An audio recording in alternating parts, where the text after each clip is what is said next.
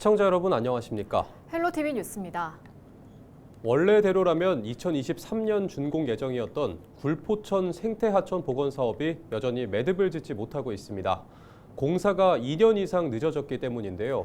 막바지 공사가 한창인 시점에 인천시가 부평 굴포천 일대 현장 점검에 나섰습니다. 이정하 기자입니다. 공사장 주변으로 대형 트럭이 오가고 뿌연 먼지가 흩날립니다. 인천 부평의 굴포천 생태하천 복원사업 공사 현장. 부평 일동 행정복지센터에서 부평구청까지 1.5km 구간의 물길을 잇는 사업입니다. 지난 2021년 6월 첫 삽을 뜬 뒤 4년이 지나도록 공사가 이어지고 있습니다. 공사가 장기화하면서 이렇게 일대 교통 정체도 심화하고 있습니다. 공영 주차장이 없어지다 보니 당장 주차장 찾기도 어렵습니다. 불만 섞인 목소리도 나옵니다. 저희 줄 서서 들어왔어요, 손님. 저희 집만 아니고 이 골목이 다 손님 많았는데 저 주차장 때 저거 주차장 없어진대요. 아예 장사가 안 돼. 2년 전에 끝났어야 될 거 지금 4년을 이루고 있는데 지금 이거 공사 완공되기만 기다리는 거지. 완공돼도 주차장이 없어서 장사하는 데는 타격이 커요. 현재 공정률은 80%. 인천시가 굴포천 공사 현장 점검에 나섰습니다. 아파트 단지 부근을 비롯해 일부 물길 구간 공사는 상당 부분 진척을 보이고 있습니다. 진행 상황은 구간별로 다소 차이가 나지만 늦어도 올해 하반기에는 생태하천 복원 사업을 마무리 지을 수 있을 거란 전망입니다. 현재 9월 준공을 목표로 사업을 추진하고 있습니다. 무엇보다도 안전에 문제가 없도록 해야 됩니다. 따라서 우기철을 앞두고 사전 점검을 철저히 해서 이에 대한 차질이 없도록 하고. 다만 이달 말 본격적으로 시작될 장마와 여름철 집중호우가 공사 마무리를 앞두고 막판 변수로 작용할 수 있습니다. 헬로티비 뉴스 이정하입니다. 인천시 교육청이 학생들의 진로 설계를 지원하기 위해 2025 인천교육 가족 학교 탐방 프로그램을 운영합니다. 올해 학교 탐방은 초, 중학교 학생과 학부모들이 지역 내 직업계고와 과학중점고 등을 방문해 각 학교만의 특화된 교육 과정을 직접 경험할 수 있도록 하기 위해 기획됐습니다. 올해는 총 13차례에 걸쳐 26개 학교를 탐방할 예정입니다. 시교육청은 학교 탐방 사업을 지속 추진해 학생들의 진로 탐색과 자기주도적 성장을 적극 지원할 방침입니다. 부천시가 최근 공문서와 명함을 위조해 고가 의료기기 구매를 요청한 사기 시도와 관련해 시민들의 각별한 주의를 당부했습니다. 이번 사건은 위조된 공문서와 명함을 이용해 부천시 공무원을 사칭한 뒤 지역 도소매업체에 접근해 심장 제세동기 30대를 대리 구매하도록 유도한 것으로 드러났습니다. 피해 우려가 있던 업체가 시를 방문해 사실 여부를 확인한 결과 공무원의 명의를 도용한 사칭 사건으로 드러나면서 다행히 실제 금전적 피해로 이어지진 않았습니다. 이에 대해 부천시는 최근 전국적으로 발생하고 있는 공공기관 사칭 사기 수법과 유사한 형태라고 설명하면서 의심이 가는 문서나 명함을 받을 경우 반드시 사실 여부를 확인할 것을 당부했습니다. 김포시가 김포 골드라인 혼잡도를 줄이기 위해 운영 중인 70C, 70D 버스를 7월부터 정규 노선으로 전환합니다. 이에 따라 출근 시간대만 운행하던 버스를 밤 10시까지 이용할 수 있게 됐습니다. 첫 차 시간도 오전 6시 30분에서 6시로 30분 앞당겨집니다. 출근 시간대 배차 간격은 기존과 같이 70C번은 10분, 70D번은 7분에서 8분이고 그 외 시간대는 20분에서 40분 간격으로 운행됩니다. 김포시는 경기도 시내버스 공공관리제 노선 입차량 신설 노선 사업에 선정돼 경기도가 30%의 재정을 분담한다고 밝혔습니다.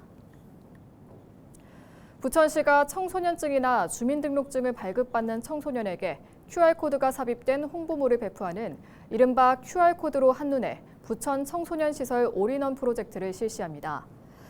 이번 사업은 9세 이상 18세 이하 청소년이 신분증을 발급받을 때 QR코드가 삽입된 홍보물을 배포해 청소년 시설 정보를 안내하는 방식입니다. 이재명 대통령의 당선으로 대선이 막을 내렸습니다. 새로운 정권이 들어서면서 지역 최대 현안 해결에도 기대감이 높아지고 있는데요. 특히 수도권 매립지 종료 문제를 정부가 직접 나서 해결해 주길 바라고 있습니다. 자세한 내용 송효창 기자가 취재했습니다. 수도권 매립지 매립 종료 문제는 지난 수십 년간 이어진 인천의 대표 현안입니다. 지난 1992년 인천과 서울, 경기도의 쓰레기를 매립하는 수도권 매립지의 운영을 시작한 뒤부터 인천 시민들은 30여 년 동안 악취와 분진 등으로 고통을 겪어왔습니다. 당초 2016년까지만 사용할 계획이었던 수도권 매립지는 대체 매립지를 확보하지 못해 아직도 서울과 경기도의 쓰레기를 받고 있습니다. 지난 2014년 인천시의 제안으로 인천과 경기, 서울과 환경부가 수도권 매립지 현안 해결을 위한 사자협의체를 구성했습니다. 사용 종료와 기한 연장이라는 갈등 끝에 2015년 6월 사자협의체는 수도권 매립지 내 산매립장의 일부인 현재 3-1 매립장을 2025년까지 추가 사용하기로 합의했습니다. 대신 인천시는 서울시와 환경부로부터 매립지 지분과 토지 소유권을 넘겨받고 폐기물 반입 수수료의 50%를 가산금으로 받기로 했습니다. 2025년까지 수도권 매립지를 대신할 대체 매립지를 확보해야 한다는 조항도 담겼습니다. 그러나 매립지 연장 종료 시기가 도래한 올해에도 대체 매립지 조성 장소와 시기는 확정되지 않았습니다. 2021년부터 추진된 대체 매립지 공모는 매번 실패로 끝났고 지난달 13일 공모 기준을 대폭 낮춘 4차 공모가 시작됐지만 이마저도 비관적 전망이 우세한 상황. 여기에 지역별 소각장 설치도 주민 반발과 부지 선정 등의 문제로 해결되지 않고 있습니다. 특히 내년 6월 지방선거를 앞두고 지역 여론을 의식한 지자체장이 매립지를 유치하는 데 소극적일 수밖에 없기 때문입니다.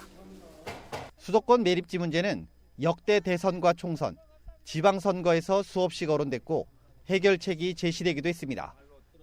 그러나 공약은 실현되지 않았고 대체 매립지 조성은 현재까지 답보 상태입니다. 이전 정부에서도 수도권 매립지 종료를 이끌어내기 위해 총리실 산하에 전담기구를 설치해 대체 매립지를 조성하겠다고 약속했으나 전혀 진척이 없었습니다. 이에 시민사회는 정부의 적극적인 개입을 요구하고 있습니다. 사자협의체에서 4차 공모의 조건을 대폭 완화하는 데 합의했습니다. 이제는 중앙정부 차원에서 적극적인 지원 사격이 필요하기 때문에 현 정부의 경우에는 대통령실에라도 전담기구를 만들어서 사자 합의 4차 공모를 지원해야 합니다. 특히나 공모에 참여하는 지자체나 기업의 경우에 그 인근 지역의 수건 사업을 적극적으로 해결하는데 중앙정부나 대통령실이 나서는 등의 모습들을 보인다면 4차 공모는 성공할 수 있으리라 생각합니다. 특히 매립지 부지 확보보다 폐기물을 줄이기 위한 정부의 자원순환 정책 구조를 뜯어 고쳐야 한다는 의견도 나오고 있습니다. 폐기물을 감축하기 위한 방법 없이 대체 매립지 확보에만 집중하는 정책은 근본적인 대책이 될 수 없다는 것. 현재 환경부는 내년부터 시행될 예정이던 직매립 금지를 2년 유예하는 방안을 추진 중입니다. 결국 수도권 매립지 사용을 연장하겠다는 것인 만큼 새 정부의 적극적인 개입을 통한 대책 마련이 시급해 보입니다. 헬로티비 뉴스 송유창입니다. 올해 경기 온라인 학교가 문을 엽니다. 물리적 한계가 없는 디지털 학습터를 만들어 교육 격차를 해소하겠다는 구상인데요. 교육 현장에서 어떻게 활용될 수 있을지 이세진 기자가 미리 살펴봤습니다. 영어 수업이 한창인 초등학교 교실. 선생님 대신 저마다 책상 위 전자기기를 보고 있습니다. 학생들은 화면 너머에서 말을 거는 외국인 선생님과 자연스럽게 대화를 이어갑니다. Where is it? It's under the table. 인공지능 기반 플랫폼을 활용한 실시간 화상 수업. 온라인 공간에선 다른 학교 친구들과도 만날 수 있습니다.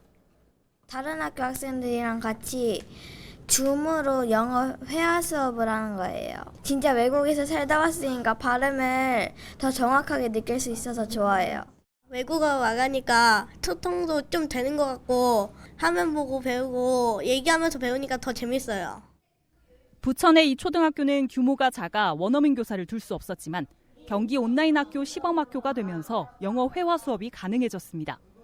도교육청 소속 국제교육원의 원어민 강사가 이곳을 포함한 소규모 학교 6곳을 대상으로 화상 수업을 진행하고 있습니다. 우리 학교는 도심 속에 있지만 전교생이 37명의 아주 소규모 학교예요. 그래서 이런 환경에서 아이들이 지금 영어에도 관심이 많고 해서 원어민과 직접적으로 소통할 수 있는 기회를 제공하면 좋겠다 해서 경기 온라인 학교는 외국어 수업뿐 아니라 향후 더 다양한 과목에서 활용됩니다. 학교에 개설되지 않은 수업을 실시간 화상 수업이나 미디어 콘텐츠로 제공해 학교 간, 지역 간 교육 격차를 줄이고 공교육 범위를 확장하는 게 목표입니다. 지역 간의 교육 격차를 줄이고 학교 밖 청소년이나 해외 학생, 다문화 학생들에게도 공평한 학습 기회를 주는 것이 핵심입니다. 학교와 공유학교를 유기적으로 연결해서 모두를 위한 촘촘한 배움의 학습 안정망을 만들어가는 도교육청은 이달 본격적으로 온라인 학교 문을 열고 도내 모든 학생들에게 교육 콘텐츠와 실시간 수업을 제공할 예정입니다. 여기에 AI 기술을 활용한 교육과정 프로그램을 도입해 학생들이 자기주도적으로 학습할 수 있는 시스템도 구축합니다. 헬로티비 뉴스 이세진입니다. 홈플러스 마트 노조는 11일 기업 회생 신청 100일이 지나도록 사모펀드 MBK 파트너스가 대화에 응하지 않고 있다며 정부의 적극적인 개입을 요구했습니다. 홈플러스는 현재까지 27개 임대점포의 계약 해지를 통보하고 폐점 예정인 9곳까지 모두 36개 점포가 사라질 위기에 처한 상황인데요. 마트 직원들과 입점 점주들은 지역별 정치권과 시민사회 등 공동 대책위를 만들어 MBK 측에 자구책을 요구하고 있습니다. 홈플러스 노조는 MBK가 내세운 고용 안정 지원 제도가 사실상 희망퇴직 유도책이며 폐점 시 인력 전환 배치 계획도 마트가 주로 실현할 수 없다는 입장입니다.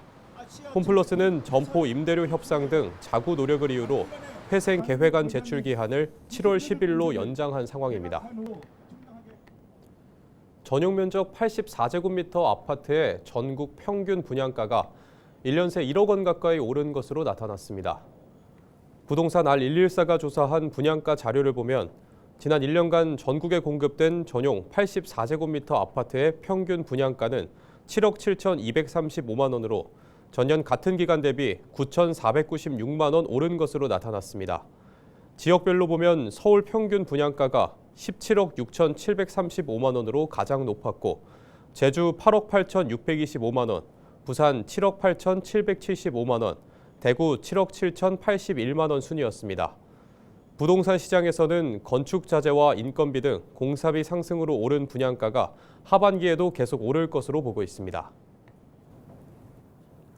인천시가 지역 대학들과 협력해 초등학생 돌봄 공백 해소에 나섭니다. 시는 총 53억 원을 투입해 늘봄 학교 프로그램을 추진한다고 밝혔습니다. 경인교육대학교가 이번 사업의 주관대학으로 총괄 계획을 맡고 인천대와 인하대, 경인여대, 재능대, 청운대, 안양대 등 6개 대학은 맞춤형 교육 프로그램을 개발하고 현장에 공급하는 역할을 하게 됩니다. 시는 올해 100여 개의 늘봄 프로그램을 개발하고 1000여 명의 전문 강사를 양성할 계획입니다. 이를 통해 지역 초등학교 늘봄 교실 400곳에 프로그램을 제공하고 8천여 명의 초등학생이 교육 돌봄 혜택을 받게 될 것으로 기대하고 있습니다. 앞서 시는 지난 2월 교육부의 지역혁신 중심 대학 지원 체계와 연계한 늘봄 학교 지원 과제에서 전국 우수 지방자치단체로 선정돼 향후 5년간 매년 43억 원의 국비를 지원받습니다. 라이즈는 지자체가 주도하는 대학 재정 지원 사업으로 대학의 우수한 교육 자원을 지역사회에 확대 적용해 지역과 대학이 동반 성장하기 위해 추진됐습니다. 시는 지역 대학들이 수준 높은 돌봄 프로그램을 개발하도록 지원하고 인천시 교육청, 인천 테크노파크 등 유관기관과 협력해 초등학교 현장에 다양한 늘봄 프로그램이 공급되도록 할 방침입니다. 경기교육의 과제와 방향을 논의하는 경기교육 정책토론회가 이어집니다. 경기도교육청과 경기도의회가 공동 주최하는 경기교육 정책토론회는 지역 교육 현안에 대한 의견을 나누고 정책 대안을 모색하고자 마련됐습니다. 이상으로 뉴스를 마칩니다. 시청해주신 여러분 고맙습니다.